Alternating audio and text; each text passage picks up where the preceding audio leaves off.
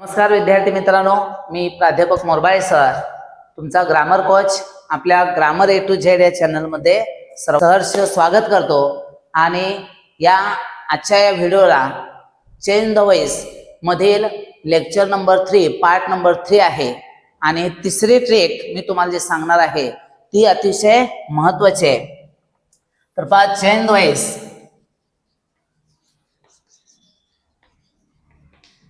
Trick number 3, trick 3 तिसरी trick आपण सांगतोय। विद्यार्थी मित्रांनो, मी गेली 25 वर्ष ग्रामर इंग्लिश विषय ग्रामर वगैरे शिकवतोय। माझा 25 वर्षाचा अनुभव मी तुमच्याशी शेअर करणार आहे। अतिशय सोप्या ट्रिक्स मी इथं तुम्हाला सांगणार आहे ग्रामर मधील, ज्याचा उपयोग तुम्हाला तुमच्या परीक्षेमध्ये किंवा हे ग्रामरचे टॉपिक समजावून घेण्यासाठी उपयोगी पडणार आहे। त्यामुळे जर व्हिडिओ आवडला तर नक्की आपल्या व्हिडिओला फक्त एक तुमची सबस्क्राईब करा, शेअर करा, लाईक करा आणि मोफत आपले जे काही व्हिडिओज आहेत किंवा हे शिक्षण जे आहे तुम्हापर्यंत सहज मिळून जाईल। तर चला आपण पहिला चेंज द वॉइस मधील ट्रिक नंबर 3 अजूनही सांगतोय। जर विद्यार्थी मित्रांनो तुम्ही जर पहिले 2 आपले व्हिडिओ पाहिला नसाल तर ते पहिल्यांदा व्हिडिओ पहा, म्हणजे तिसरी ट्रिक तुम्हाला अगदी समजायला सोपी जाईल। तर त्याची जी काही लिंक्स असतील त्या डिस्क्रिप्शन बॉक्समध्ये मी टाकेन, त्यावरून तुम्ही पाहून घ्या। तर पहा, ट्रिक नंबर 3 आपल्याला जे आहे ही वेगळी ट्रिक आहे। पहिल्या 2 ट्रिक मध्ये तुम्हाला 6 स्टेप्स आहेत, पण इथं हा जो टाइप आहे तो म्हणजे इम्पेरेटिव्ह सेंटेन्स। काय असणार आहे? इम्पेरेटिव्ह सेंटेन्स म्हणजे काय हो? तर इम्पेरेटिव्ह सेंटेन्स म्हणजे आज्ञार्थक वाक्य। काय आहे?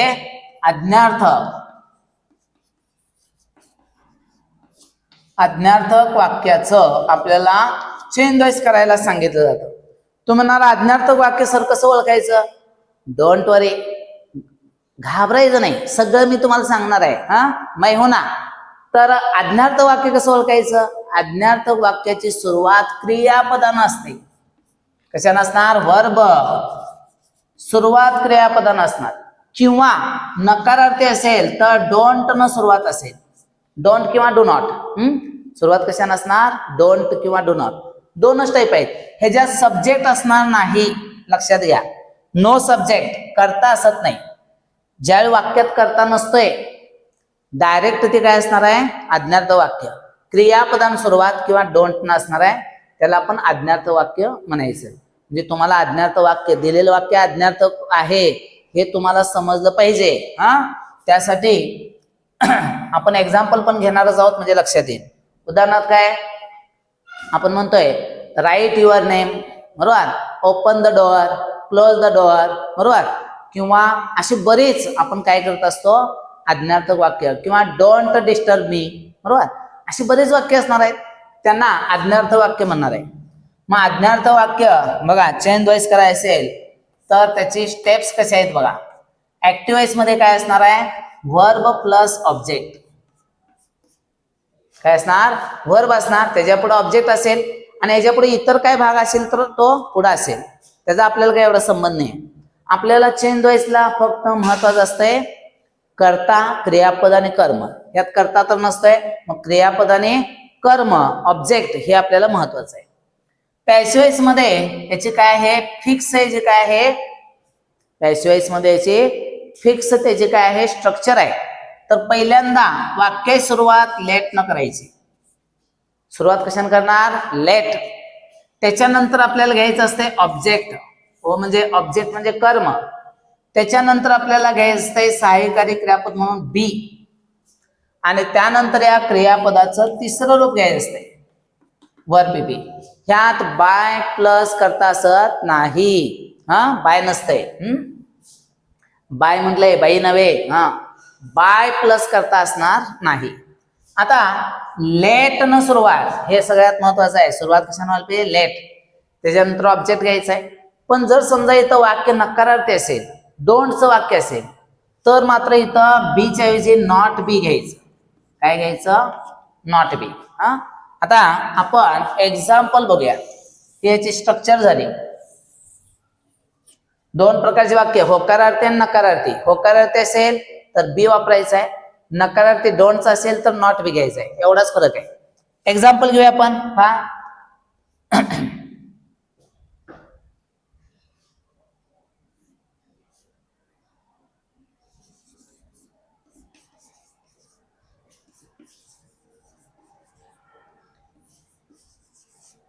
एक्झाम्पल पहा. टेल द ट्रूथ नाव, म्हणजे आता तरी खरं सांगा, हा असं म्हटलेलं आहे. बरोबर. आता याच्यात वर्ब आहे बघा, टेल. टेलची रूप टेल, टोल्ड, टोल्ड. बरोबर. वर्ब न सुरुवात आहे, क्रियापदान सुरुवात असेल तर अज्ञार्थ वाक्य. क्रियापदाच्या पुढंच नेहमी कर्म असतंय. पॉइंट लक्षात ठेवा, डोक्यात फिट करा. कर्म कुठं? क्रियापदा नंतर. काही जणांच्या डोक्यात असते कर्म शेवटी. शेवटी वगैरे डोक्यात ठेवायचे नाही, कर्म नेहमी क्रियापदानंतर. बरोबर. मग आता ह्याचं काय करायचं? ही स्टेप्स, ह्या स्टेप्स वापरायच्या आहेत. 4 स्टेप्स आहेत. लेट प्लस ऑब्जेक्ट प्लस बी प्लस वर्ब पीपी. हे पाठ करून ठेवा. लेट प्लस ऑब्जेक्ट प्लस बी प्लस वर्ब पीपी. आता बघा, सुरुवात लेट न करा.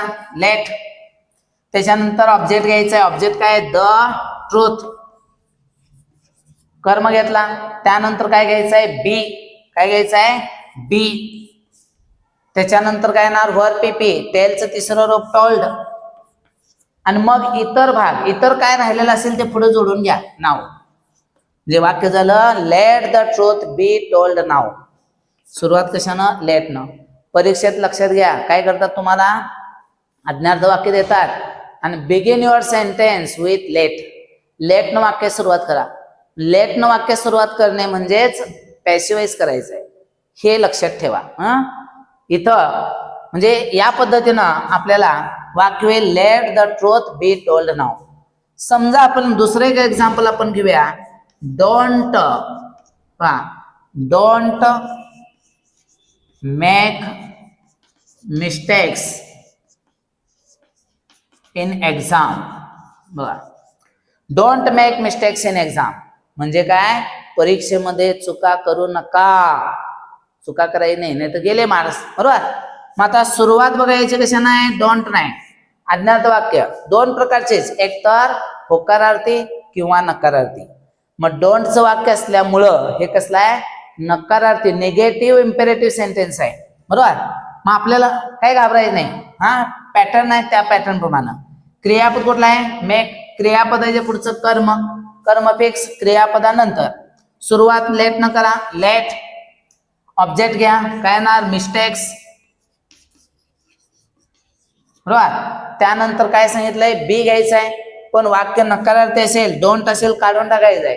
त्याच्याऐवजी नॉट बी घ्यायचं. म्हणजे काय होणार? Not be. आणि मग वर्ब पीपी. कुठला आहे? मेकचं तिसरं रूप.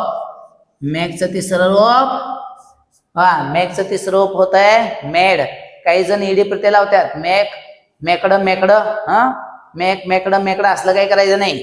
मेकचं तिसरं रूप होणार आहे मेड. 3 रूप मात्र तुम्हाला माहिती पाहिजेत, हे लक्षात घ्या. त्याला मी काही करू शकत नाही. 3 रूप पाठ करून ठेवायचे. Not be made. मग राहिलेला भाग इन एक्झाम. म्हणजे पहा, let mistakes not be made in exam असं आपल्याला वाक्य बनवता येईल. तर आपण आणखीन एक एक्झाम्पल आपण घेऊया.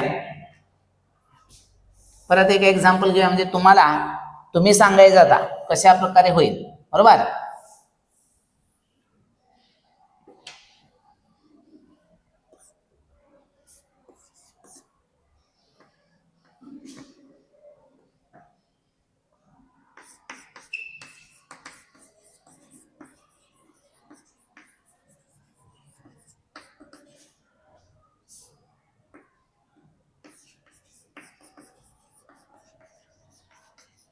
बघा, write your names on the paper, हे एक्झाम्पल आहे. बरोबर. मग आता इथं क्रियापद आहे राईट. आता हे युअर नेम्स हे कर्म आहे. लेट न सुरुवात करा. Late your names. पुढे काय जोडणार? लेट घेतलं, कर्म घेतलं, बी जोडा. बी. राईटचं तिसरं रूप रिटर्न. मग राहिलेला भाग ऑन द पेपर. अशा प्रकारे late your names be written on the paper. आता नकारार्थी घेऊया आपण एक वाक्य, डोंट.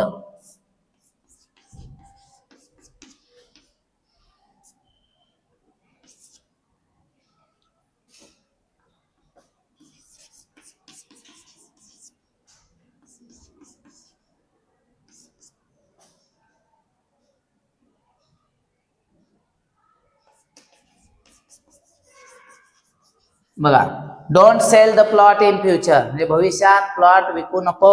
हा, प्लॉट विकायचे नसतात. हा, बर. डोंट न सुरुवात आहे, बरोबर, ऍसेट आहे ती, बरोबर. मग आता डोंट ना आहे, त्यामुळे ह्याला बॉक्स करा. लेट न सुरुवात, लेट. कर्म काय ना, ऑब्जेक्ट कुठला आहे, the plot, let the plot. Don't असल्यामुळे काय घ्या, नॉट बी घ्या, बरोबर. डोंट असले लक्षात ठेवायचं, नॉट बी करायचं. सेलचं तिसरं रूप सोल्ड, आणि मग राहिलेला भाग इन फ्युचर. बघा बाळांनो, अतिशय सोपी टेक्निक, हे लक्षात ठेवा. हा, त्यासाठी एखाद्या वेळेस ना एखादं छोटस वाक्य पाठ करून ठेवा. उदाहरणार्थ, कॉल द डॉक्टर, कुठलं एक्झाम्पल, उदाहरणार्थ एक छोटस वाक्य लक्षात ठेवायचं. जर हे तुम्हाला टेक्निक किंवा हे स्टेप्स पाठ करायचे नसतील तर लक्षात ठेवा, कॉल द डॉक्टर. मग कसं होणार, let the doctor be called. कुठलं तरी एक वाक्य तुम्हाला आवडीचं असं काय करा, एक ह्याचं पाठ करून ठेवा. म्हणजे सूत्र, एकतर सूत्र पाठ करा, नाही एखादं वाक्य पाठ करून ठेवा, बरोबर. लेट प्लस ऑब्जेक्ट प्लस बी प्लस वर्ब पीपी. डोंटचं तेवढं असलं की नॉट बी घ्यायचं आहे, एवढं लक्षात ठेवा. आणि हे ट्रिक नंबर 3 तुम्हाला समजले असेल अतिशय चांगल्या प्रकारे, असं मी इथं गृहीत धरतो. आणि जर तुम्हाला नक्की आवडले असेल तर आपल्या चॅनलला सबस्क्राईब करा, शेअर करा, जास्तीत जास्त लाईक्स करा. आणि तसंच तुम्हाला जर कुठल्या आणखीन इतर तुम्हाला अवघड वाटणारा किंवा तुम्हाला येत नाही अशा प्रकारचा एखादा टॉपिक असेल तर कमेंट करा, त्यावरती मी नक्की व्हिडिओ तुमच्यासाठी बनवेन आणि त्यातून तुम्हाला सोप्या ट्रिक सांगण्याचा प्रयत्न करेन. जय हिंद, जय महाराष्ट्र. Thank you very much.